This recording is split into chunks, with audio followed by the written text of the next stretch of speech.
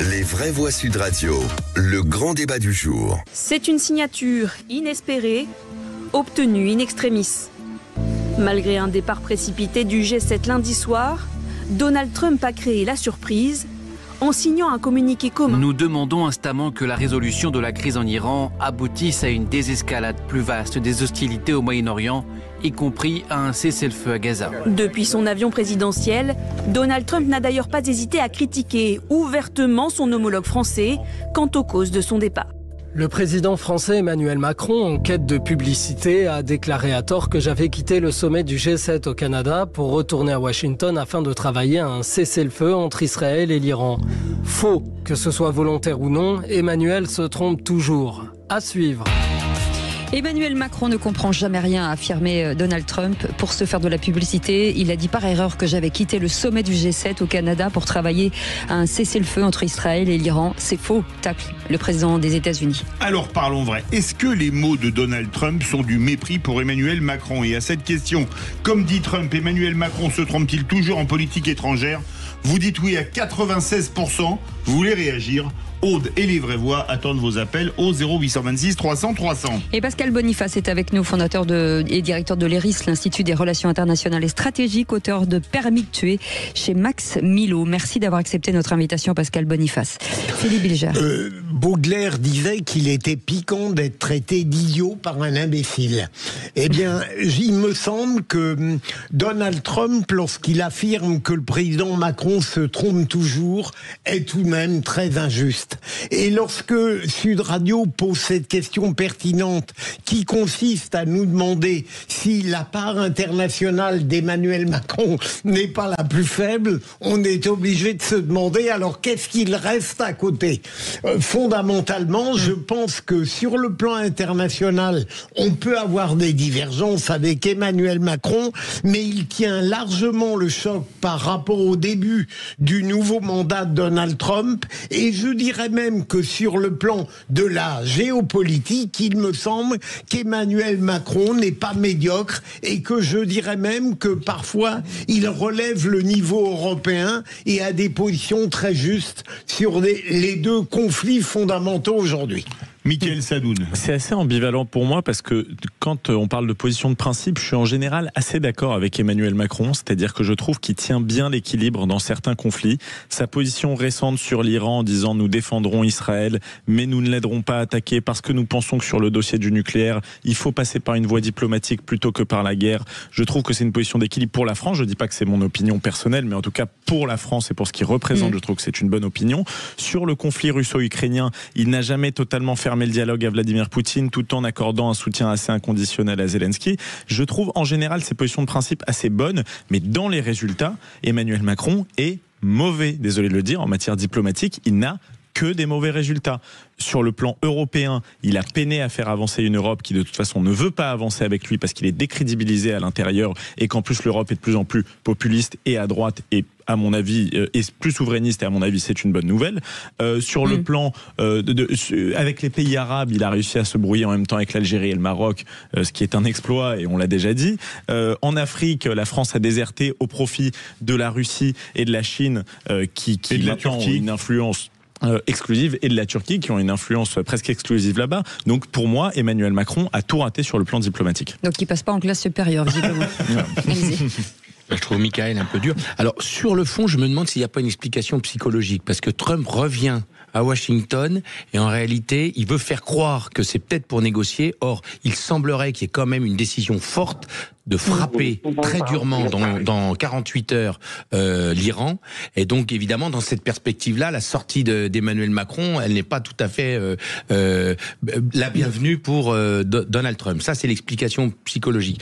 Pour le reste, je trouve que sur l'international, il est quand même avec un bilan plus favorable que sur la politique intérieure. Politique intérieure, c'est clair qu'il y a des choses très, très, très graves à reconnaître, mais il n'en demeure pas moins, et pour pas être tous d'accord sur ce plateau, c'est pareil, c'est la même chose. Emmanuel Macron Quand est-ce que vous l'avez entendu parler des minorités qui sont persécutées dans les pays du monde? Quand est-ce que vous avez entendu parler des Ouïghours, de la Somalie, du Soudan? Je reprends toujours ces exemples. Des millions de morts, des centaines de milliers de gens dans les prisons. On peut parler de génocide aussi. Mais bien sûr, et on n'entend pas le président Macron. Donc ma critique de la gauche sur ce sujet-là, c'est la même pour Macron. Ce sont des gens qui sont à l'intérieur de l'Hexagone et qui n'en sortent pas, sauf pour parfois parader. Enfin, dernier point, c'est vrai qu'en termes de politique internationale, on attendait dans cette période-là qu'Emmanuel Macron, le héros de l'Europe, fasse avancer les choses dans un point de vue, alors pour le coup pas souverainiste, dans un point de vue européiste,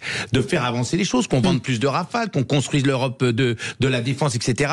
Or, encore pas plus tard qu'hier, Monsieur Trappier, le patron de Dassault, explique qu'il n'y a aucune commande cette année. Donc c'est... Alors, quand est-ce qu'on pourra commander en Europe des Rafales si on ne le fait pas maintenant? Allez, Stéphane, qui nous appelle de Bordeaux. Réaction. Réaction, et bien sûr sur ce que disait, c'est Mickaël Seoun, effectivement, je partage un peu, c'est Mickaël, c'est ça, j'ai des difficultés avec les prénoms. Contrairement à ce qu'il disait sur le, comment dire, sur les principes, je suis pas tout à fait d'accord avec lui. Je trouve qu'au contraire, il est très hypocrite, et quand on voit sa position sur l'Iran, dire, bah écoutez, vous tapez sur qui vous voulez, on ne vous suit pas, mais par contre, on vous défend. Je trouve que c'est d'une hypocrisie monstrueuse, et c'est, comment dire, ça encourage finalement les assauts sur tous les voisins. Sur la scène internationale, je crois que ça a été une catastrophe à peu près partout, ces positions. On a perdu beaucoup d'influence en Afrique, on est un peu ridiculisé sur tous les théâtres, on n'est pas pris au sérieux en Asie, enfin on n'est pas pris au sérieux un peu partout. Par contre, il faut lui faire grief quand même d'une petite réussite depuis 2 ans, disons, c'est qu'il a réussi à imposer la voix de la France. Alors malheureusement pas de la bonne façon, c'est-à-dire qu'on est loin des discours de Villepin, des positions de Chirac ou de De Gaulle, voilà. Mais il faut lui faire grief d'avoir réussi à faire de la France une voix qu'on continue d'écouter, mais au moins qu'on continue d'entendre. Voilà. Allez, merci Stéphane. Pascal Boniface. Il y a différents points de vue. Alors le vrai test, en fait, c'est est-ce qu'il va parvenir à aller vers l'autonomie stratégique européenne maintenant qu'il y a un lâchage américain. Il le plaidait auparavant. Bien sûr, la guerre en Ukraine est venue tout arrêter dans la mesure où tous nos partenaires européens pensaient que seuls les États-Unis nous protégeaient. Mais maintenant que les États-Unis nous mettent à la porte, divorcent avec nous, on n'a pas d'autre choix que d'aller vers l'autonomie. Et donc le vrai bilan sera de savoir s'il y parvient ou pas. Sur le Proche-Orient, il le est en même temps à ses limites, parce que finalement il s'est mis en même temps tout le monde à dos. Il n'est pas aimé par les Israéliens, il n'est pas aimé par les défenseurs des Palestiniens.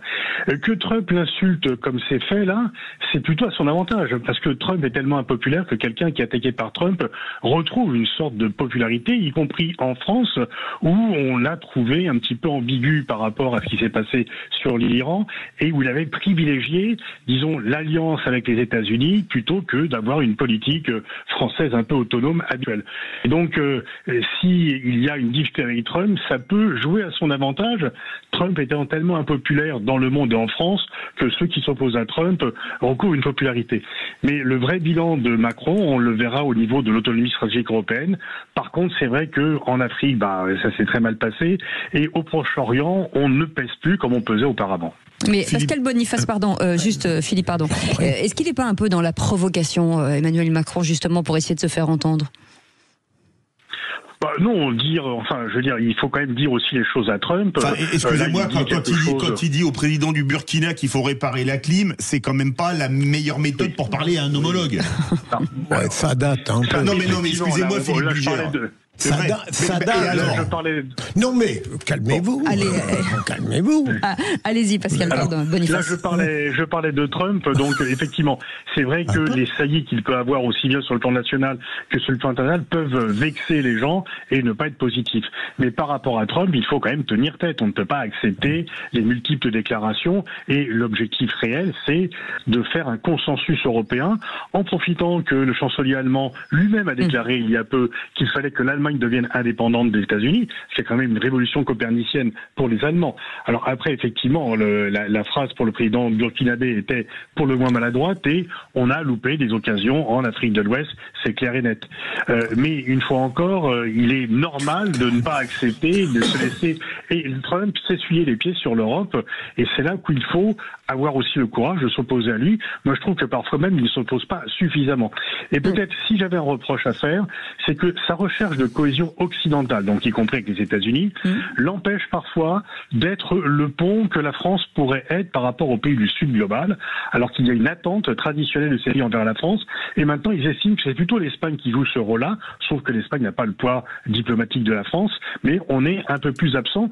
Macron martèle sans cesse qu'il ne faut pas couper les ponts avec les pays du Sud global, mais comme il veut à tout prix leur faire adopter la même attitude que nous sur la guerre Russie-Ukraine et qu'ils ne veulent pas, ça crée un certain froid. Pascal, est-ce que, paradoxalement, alors qu'on attendait, enfin pour ceux qui se félicitaient de la réélection de Donald Trump, un Trump finalement cohérent et matamor, capable de trancher, est-ce que le fait qu'il se révèle paradoxalement plutôt un monstre d'ambiguïté ou d'indécision, ça ne devrait pas ouvrir une voie royale à Emmanuel Macron ? Oui, en fait, il n'est pas ambigu. Il dit que l'Union européenne est un ennemi, qu'elle a été créée pour entuber les États-Unis et qu'il ne faut pas compter sur eux si on avait des problèmes. Donc, en fait, il faut tenir compte du fait qu'on a été répudié par les États-Unis. Et donc, effectivement, Philippe, tu as raison, ça ouvre des espaces puisque le projet d'autonomie stratégique européenne était inaudible avant le 20 janvier 2025. Il est de nouveau audible et pour beaucoup d'Européens, notamment dans les opinions publiques, ce n'est plus une option irréaliste et illusoire comme auparavant, c'est plutôt une nécessité.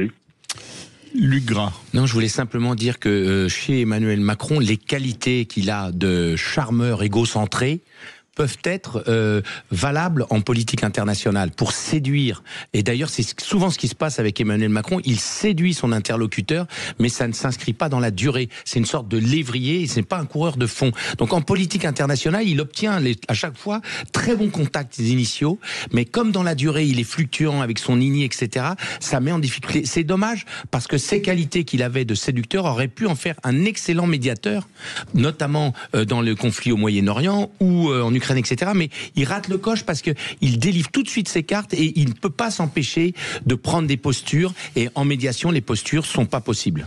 Pascal Boniface, vous qui avez écrit pour vous faire réagir beaucoup de livres sur le football, Emmanuel Macron, ça tient une mi-temps, mais la deuxième, c'est plus compliqué en relations internationales.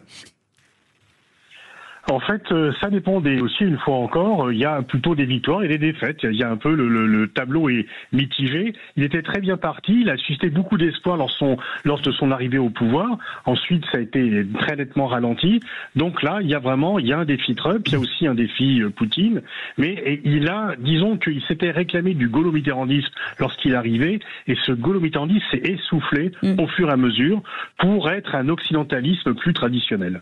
Moi, je crois au contraire de Luc Gras que cette attitude de séduction d'Emmanuel Macron n'est pas efficace diplomatiquement, d'autant plus dans une époque où les hommes forts... C'est ce qu'il dit, il dit que c'est pas efficace sur le long terme. Oui, mais non, il dit que ça aurait pu en faire un interlocuteur de choix pour résoudre certains problèmes. Je crois pour ouvrir la porte. Mais le problème, c'est qu'après, on n'est plus dans cette époque-là. On est dans une époque d'hommes forts qui ne se laissent absolument pas embrouiller par ses positions de principe. Et j'ai parlé tout à l'heure des positions d'équilibre d'Emmanuel Macron que j'aime bien sur le principe, mais qui n'ont aucune efficacité dans la pratique. Et je dirais exactement l'inverse de Trump, c'est-à-dire que c'est un homme brutal qui dit tout et n'importe quoi, qui souffle le chaud et le froid. Mais en tout cas, dans son premier mandat, sur le plan international, il y a eu une certaine efficacité, une certaine docilité de l'Iran, un calme, je dirais, relatif au Moyen-Orient, un retrait des troupes d'Afghanistan, ce qui était une bonne chose à faire finalement, le fameux desielo, le dégèlement avec Cuba, la poignée de main avec la Corée du Nord. Donc Trump, c'est exactement l'inverse. Oui, c'est-à-dire, c'est des mauvaises positions de principe, mais qui ont des bons résultats. Parler de position de principe chez Emmanuel Macron, je trouve qu'il faut être assez courageux. Il n'a rien obtenu. Oui, Pascal Boniface sur la Corée du Nord, il n'a rien obtenu. Oui. Non, il n'a rien obtenu. Il ne pouvait rien obtenir. D'ailleurs, c'est juste le spectacle. Parce qu'en fait, Trump est encore plus dans le spectacle que Emmanuel Macron. Il est encore plus dans la séduction-répulsion. Et en fait, il a fait de nombreux actes de politique étrangère pour avoir des photos, pour avoir des images, et pas de résultats. La Corée du Nord en est vraiment un exemple illustratif. Et il avait dit qu'il a signé un accord accords magnifiques pour amener la paix avec les accords d'Abraham. On a vu ce qui est arrivé par la suite. Donc non, le bilan n'est pas aussi bon que ça. Et par rapport à la Chine, les États-Unis ont continué à perdre du terrain par rapport à la Chine parce qu'il n'a pas su de créer des alliances autour de la Chine. Contrairement à Biden, Sleepy Joe a fait beaucoup plus pour contenir la Chine que Donald Trump. Je trouve que les accords d'Abraham ont quand même eu une efficacité pérenne, même pendant le conflit entre Israël et Gaza. Il y a certains pays arabes qui ont continué d'affirmer un soutien à Israël, et je trouve que c'était bienvenu à ce moment-là. Mais est-ce qu'au fond... oui, mais ils n'ont pas changé la situation. Il y a quand même la guerre a repris, alors que les accords d'Abraham étaient censés apporter la paix. Donc ils n'ont pas apporté la paix. Les pays du Golfe n'ont pas fait la guerre à Israël. Au contraire. Et c'est quand même le problème, c'est bien le problème. Est-ce qu'au fond, Pascal, il n'y a pas un critère qui est très intéressant sur le plan des antagonismes diplomatiques, c'est de voir la confrontation des vocabulaires. Quand on entend Donald Trump parler des problèmes internationaux, il a un vocabulaire purement psychologique qui oscille entre l'hyperbole ou la descente en flamme. Est-ce qu'il n'y a pas là même un problème, j'allais dire presque de rationalité internationale? En fait, il fait de la mise en scène très en permanence et il ne parle pas aux autres dirigeants, il parle à ses électeurs. Donc c'est ça. Quand Trump fait de la politique étrangère, il parle toujours à ses électeurs. Il ne parle pas aux autres dirigeants. Donc il se fout complètement. Il l'a prouvé d'ailleurs en quittant le G7 avant la fin, ce qui n'est pas une marque de correction et de respect pour ses hôtes très forte. Mais Pascal Boniface, vous l'avez rappelé, je l'avais rappelé d'ailleurs, en Afrique, d'ailleurs c'est vous qui aviez commencé, Michael Sanoun, en Afrique francophone qui était le précaré français depuis plus d'un siècle, on s'est fait virer du Mali, du Burkina Faso, du Tchad, etc. Quelle est aujourd'hui la principale zone d'influence française en l'an de grâce 2025, s'il en reste une? L'Élysée. Le 8e arrondissement, donc. Non. Il y a plus cela. On est mieux perçu dans l'Afrique lusophone et anglophone, mais effectivement, il y a un échec grave parce qu'on n'a pas su comprendre les évolutions de ces pays africains et on a tout visé sur les ingérences russes alors qu'il y avait d'autres choses à prendre en compte. Donc effectivement, là-dessus, c'est un échec, ça c'est clair. Une question, Pascal Boniface, est-ce que vous ne croyez pas que la montée en puissance d'hommes soi-disant forts, comme l'a dit tout à l'heure Michael, est-ce que c'est pas ça la problématique du monde aujourd'hui, là où on devrait avoir des hommes de dialogue et des médiateurs, on a des hommes qui n'ont finalement pas de principe, si ce n'est parfois l'argent, et qui cherchent à s'imposer par la force. On le voit avec Erdogan en Turquie, Trump aux États-Unis, Poutine en Russie, etc., Xi, etc. Et finalement, est-ce que le monde n'est pas en train de souffrir et d'aller vers des choses plus graves parce qu'on a des hommes soi-disant forts qui n'ont rien compris à la politique internationale, qui est d'abord celle du dialogue et des médiations? Vous avez parfaitement raison, c'est le retour de la force, c'est le recul du droit, et de plus en plus il y a des mâles alpha qui pensent que ils doivent tout résoudre par la force, alors que généralement l'usage de la force depuis le début de ce siècle n'a conduit qu'à des échecs. Irak, Afghanistan, Libye, etc. Donc la liste est longue des échecs militaires, mais il y a des gens qui pensent en fait qu'ils doivent s'imposer par la force, et que comme les autres le font, pourquoi se priveraient-ils de le faire? Donc il y a une sorte de prolifération de dirigeants qui estiment que le multilatéralisme est une concession inutile et qu'elle affaiblit et qu'ils doivent exprimer haut et fort leur position sans tenir compte des autres, ce qui est bien sûr contraire avec l'essence d'un monde globalisé. Juste une dernière chose, Pascal Boniface. En même temps, quand vous regardez finalement la période Emmanuel Macron, on peut pas dire qu'il n'a pas eu des crises et des événements majeurs qui se sont percutés. On a l'impression que ça vient tous les 15 jours, donc c'est compliqué aussi pour lui. Oui, effectivement. Et puis, il est aussi affaibli sur le plan intérieur. Donc, c'est plus difficile de se déployer sur le plan international quand on est affaibli sur le plan intérieur. Même si on a l'impression que, du coup, il s'occupe moins de politique intérieure et qu'il a plus de temps à consacrer aux dossiers internationaux. Mais c'est vrai qu'entre la guerre en Ukraine, le Covid, maintenant le Proche-Orient, les conflits en Afrique, le moins qu'on puisse dire, c'est que le monde est très troublé et qu'on n'est pas dans un monde pacifique où la diplomatie l'emporte. La diplomatie est remise en cause par les majorités des acteurs internationaux. Absolument. Je sais pas j'avais envie de dire, Emmanuel Macron a en effet connu des crises. Il n'en a pas connu, à mon avis, plus que d'autres présidents. Et puis, il a une manière de les gérer qui est mauvaise. Si on prend l'exemple du Covid, Gaza. Oui, mais si on prend l'exemple, par exemple, du Covid. Le gouvernement n'arrête pas de nous dire on a une super mauvaise gestion budgétaire, mais c'est pas de notre faute, il y a eu le Covid. Quand vous regardez l'Allemagne ou l'Italie, qui ont connu exactement en fait la même pandémie que nous, ils n'ont pas eu la même gestion de ce phénomène-là. Donc leur budget est meilleur. Donc je trouve que c'est une excuse trop facile pour Emmanuel Macron. Voilà.